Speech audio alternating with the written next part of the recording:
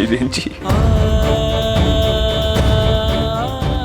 রেঞ্জি একদিন আমাদের ভাগ্যের স্ক্রুগুলোকে এমন টাইট দেবে যে সবার চোখে দাদা লেগে যাবে, জেঠিমার চোখে দাগ পড়ে যাবে। তখন সবাই বলবে যে ওই তো রাজু,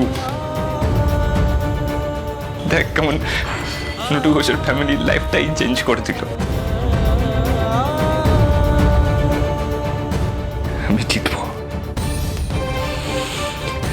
জিততে আমাকে হবেই। আর এই লড়াই শুধু তোমার একার নয় মা, এই লড়াই আমারও।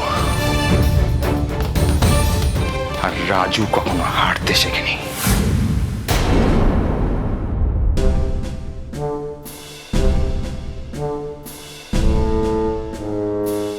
নটু,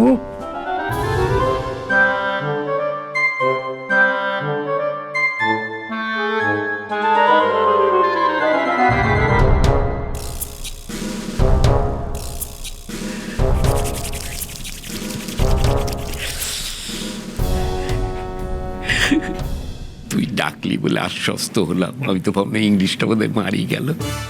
আস্তে আস্তে আমার বউ যদি একবার জানতে পারে না, হ্যাঁ, যে তোরা আমার এরকম আসর বসে, তাহলে ঘাড় থেকে মুন্ডুটা করে। তুই বউকে এত ভয় পাস কেন বলতো? হাসি কি হলো? তুই যে কারণে পাস। হ্যাঁ, বকিস না। ধর।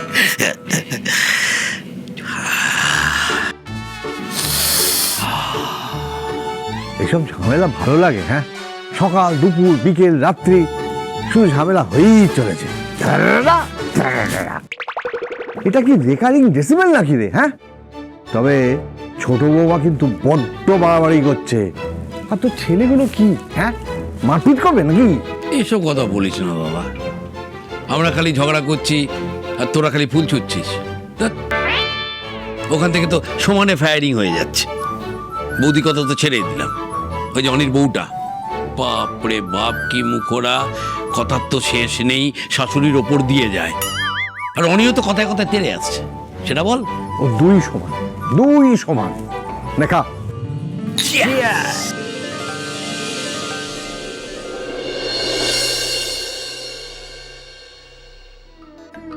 স্বর্গসুখ, প্রাণটা একবারে জুড়িয়ে গেল। বুঝলি দাদা? হ্যাঁ বল। এই জিনিস এক পেক পেটে পড়লেই না, এই বউদের ঝামেলা টামেলা সব কোথা থেকে ভ্যানিশ হয়ে যায়। ঠিকই বলেছিস। খালি মনে হয় কি জানিস তো, এই দুই ভাইতে মিলে নিরিবিলিতে বসে দুপাত্তর খাই।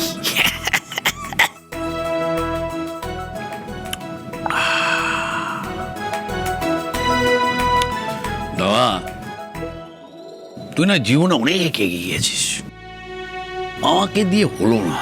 মানে কি বলবো, নিজে তো পড়াশোনায় লাড্ডু ছিলাম, ছেলেগুলো সেমনি হয়েছে, কিছু পারে না। দূর।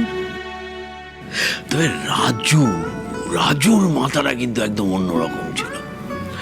ভেবেছিলাম অনেক দূর যাবে। বলো না কি করবো।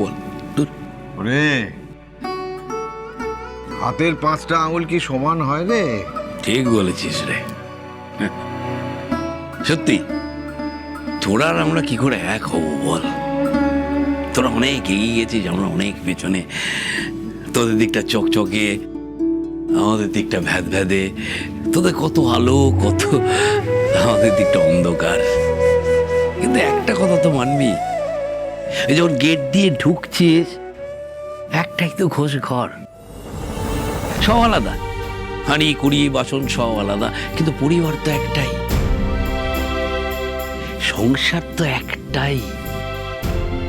আমরা আলাদা করেছি, কিন্তু সবকিছু এক রয়ে গেছে রে দাদা, বিশ্বাস কর, এক রয়ে গেছে। এটা ভুলে গেলে কিন্তু চলবে না। না, ভুলে গেলে চলবে না।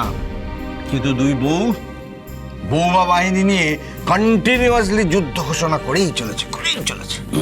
আর এটাই তো আমাদের সংগ্রাম, তাই তো। মনে আছে আমরা বাবার কাছে প্রতিজ্ঞা করেছিলাম যে দুজনে মিলে বাড়িটাকে এক করে রাখবো। সামনেই তো আবার বাবার মৃত্যুবার্ষিকী।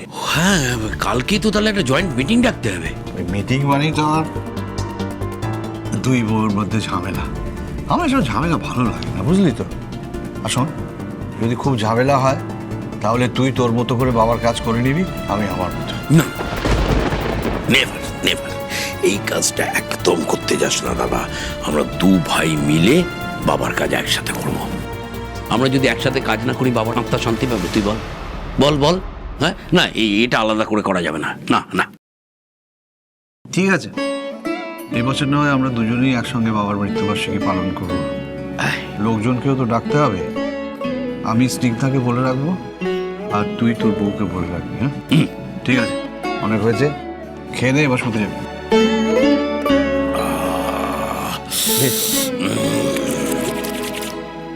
এই নটু, শোন শোন শোন, বাবার কাজের জন্য বাইরে থেকে ধার করতে হবে না। সব খরচাটা আমিই দিয়ে দেবো। তোকে লুকিয়ে টাকাটা দিয়ে রাখবো, তুই তোর বউকে বলবি যে বাইরে থেকে ধার করেছিস, বুঝলি?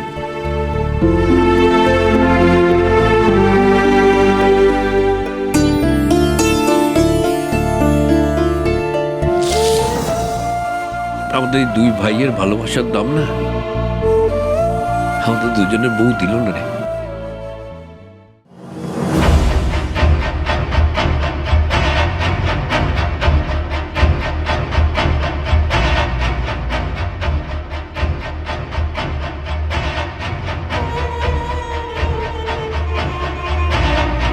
তোমার মতো একটা ফালতু এরকম ঘটক ফটকের কাছ থেকে আমরা পাত্রী নিয়ে না, পাত্রী আমরা ম্যাট্রিমোনিয়াল সাইট থেকে নেব।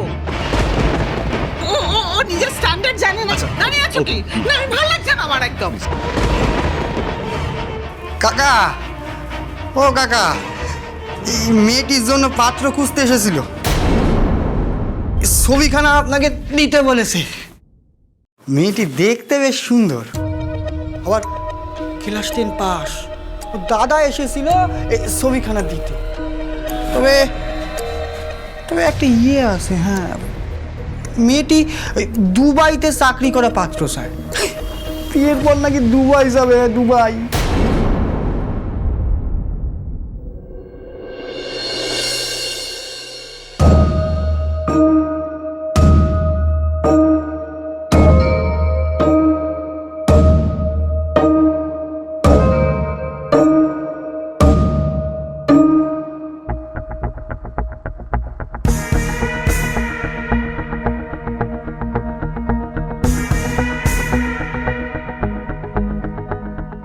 দুবাই যাবে?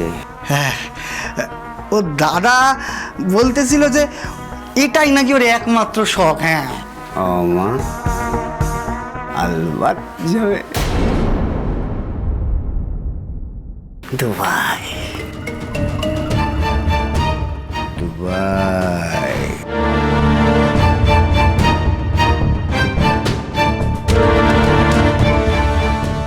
ও মা, এ তো একেবারে রাজ্যটুক। ঠিক যেমনটা চেয়েছিলাম তেমনই। এই মেয়েকে আমি এমন জায়গায় পাঠাবো না, ওর ভাগ্যের চাকা একেবারে বদলে যাবে। Dubai Dubai Dubai. মা, ও কি কথা?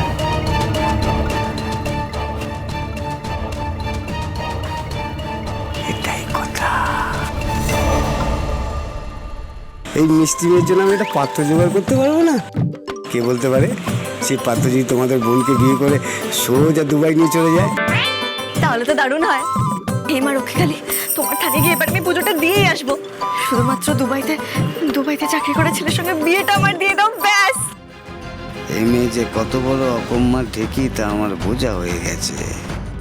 আর এই মেয়েকেই আমি আপনার বৌমা বানিয়ে ছাড়বো বড় গিন্নি। তুমি আমার বিয়ে নিয়ে এত লাফালাফি করো না প্লিজ। আমার জন্য একটা চাকরি করা পাত্রী খোঁজা মানে ওই বাঁদরের গলায় মুক্তোর হাড়ের কেস।